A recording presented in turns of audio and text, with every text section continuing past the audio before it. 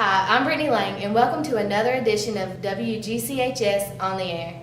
On today's program, we will be taking a trip to Giles County's new skate park. We will also have a report on autism in honor of Autism Awareness Month. Plus, we will have a sports report on our school's baseball and softball teams. But first, here's the final segment in my Career Focus series. Throughout the year, we have been looking into many careers such as criminal justice, cosmetology, nursing, and even broadcast journalism itself. For our final career segment, we decided to talk to a few local teachers about the profession of education. First of all, my name is Ms. Hagan. I teach 5th grade here at Southside Elementary School, and this will be my 13th year to teach. I taught 3rd grade for 7 years, and this is my 6th year to teach 5th grade. Well, I've been teaching about 15 years. I taught 1 year at a middle school in inner city Tampa, Florida, 3 years at a high school in a suburb of Tampa, and of course the last 10 years I've been here at the great Giles County High School. This is my 15th year. I have a degree in Bachelor of Science in Education, and I have a biology and English double major. My name is Christy Musgrove, and I've been teaching for 16 years. I first got my degree in elementary education, and then I went back to MTSU and got my master's in early childhood education, and I also picked up the kindergarten endorsement while I was there. -5 squared, that does not equal -5 quantity squared. As a teacher, I think you're primarily responsible to teach your subject matter in accordance with state standards, but more importantly to educate students and socialize students so that they can not only become proficient at your subject matter, but contributing members of society. Teachers now have got a lot of things besides just teaching. There's definitely an aspect of care, almost kind of like parental care sometimes, guidance. Remember, now names a person, place, thing, or idea. It's no longer just teaching anymore. You have to be the nurse, the mama, the daddy. You have to be all those things for some of these kids. But I still enjoy my job, but there's a lot more paperwork now that goes with it. There's a lot more responsibilities we have other than just simply teaching. In education right now, there are a lot of things that it's making it difficult for teachers to do. Many people expect us to parent them, take care of their physical needs, teach them all into one. Well, let's just say that teaching has changed and will continue to change. Well, I probably can't come up with just one exact memorable experience, but I guess what I do enjoy more than anything is when students come back and thank me for what we've done to help them further their education and ask for recommendations for future colleges and jobs. If you like working with kids, this is a good profession to go into. So I would recommend this. If you like working with kids, you have to like working with kids. If you love it, if it's your passion, do it and do what you can do as far as the guidelines that the state requires, but do it with your heart as well, because you can do it all and make it the most wonderful learning experience for your children. I would recommend it if it's something you really enjoy. If you enjoy working with children and you want to make a difference in someone's life, then yes, it's something that you need to look into.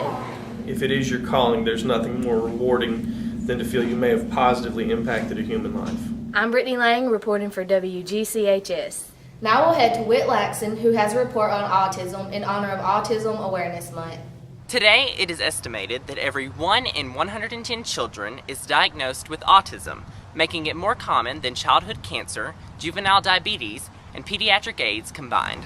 April is Autism Awareness Month, and I had a chance to talk to Lynn Jose, who works with autistic children at Pulaski Elementary School. Autism is typically characterized by deficits in language, the ability to understand and to use language. Some people with autism have no verbal language at all, while others may just not understand some of the nuances of our language. Things like, it's raining like cats and dogs outside. A person with autism who was a very literal thinker might think it was actually raining cats and dogs. We have speech therapy for our kids, speech and language therapy. We offer occupational therapy where the kids would learn to work on their fine motor skills.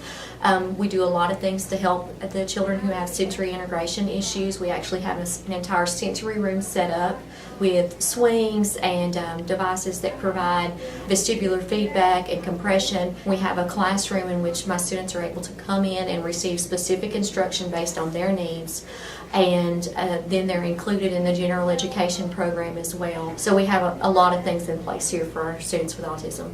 I think there's a lot of misconceptions, but I'd say the most common that I've encountered is that children with autism aren't affectionate, and that's totally inaccurate. I've worked now as a teacher for kids with autism for the past 5 years, and the majority of my students have all been extremely affectionate. Now, they might not be affectionate towards a stranger, or they might not know how to engage in a social interaction in the appropriate way, but as far as loving to be loved by other people, kids with autism love that too, and they want that interaction. They just sometimes don't understand the way about a social interaction. As far as awareness, I think it's more than just hanging up a poster or maybe sharing information. It's actually exposing the kids to the world and the world to them, and getting people to see and understand them as individuals outside of the disorder. For more information about autism and Autism Awareness Month, please visit autismspeaks.org.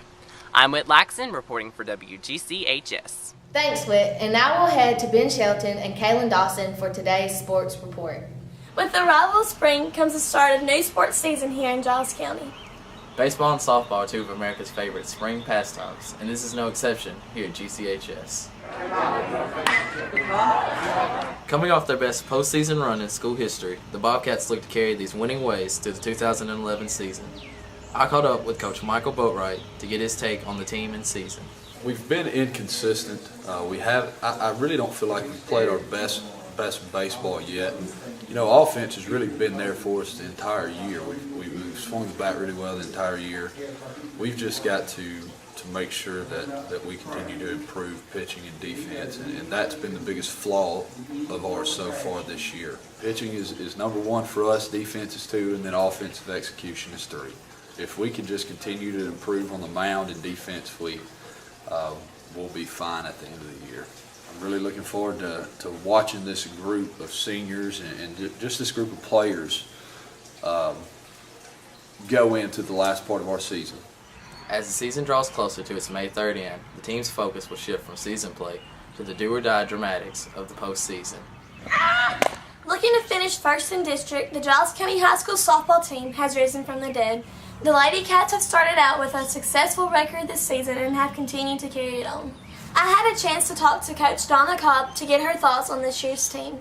This year's team is extremely close. They're extremely talented, they're dedicated, and they're a really fine group of young women. They're all academically motivated, their GPAs are all high, and that work ethic carries over onto the softball field, and we are having a tremendous year so far. They're really a lot of fun to be around. I think the district tournament this year is going to allow us to do something we haven't done in a while.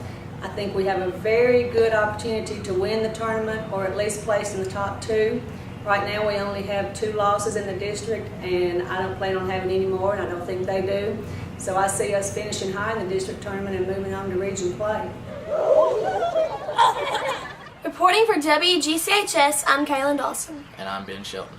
Finally today, Emily Cornelius has a report on Giles County's new skate park. Skateboarding has been a popular sport throughout the nation since the early 70s. However, many people say it's dangerous, and lots of kids have gotten in trouble for skating in business parking lots. In 2004, Debbie Weaver was tired of seeing kids getting into trouble for doing something they loved. Wanting to give Pulaski's youth a place to safely skate, she formed the Giles County Skate Park Association. Sometimes it takes a little leadership and a little goosing and channeling them in the right direction, but the bottom line is Pulaski is very much behind their young people, and a lot of people went out of their way greatly to try and bring you guys sitting right here this park. You know, we adults knew nothing, we didn't know what we were doing. You guys came in and told us how you wanted the park to look and what kind of ramps were, but I do want to make everybody very aware this park was designed by Pulaski's youth, period.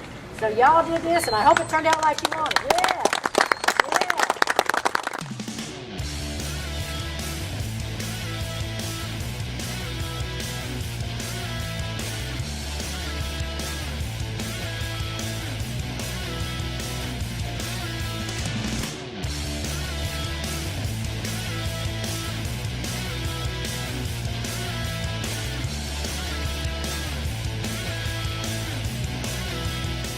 Reporting for WGCHS, I'm Emily Cornelius. Thanks, Emily, and that concludes our broadcast for today. Signing off for WGCHS on the Air, I'm Brittany Lang.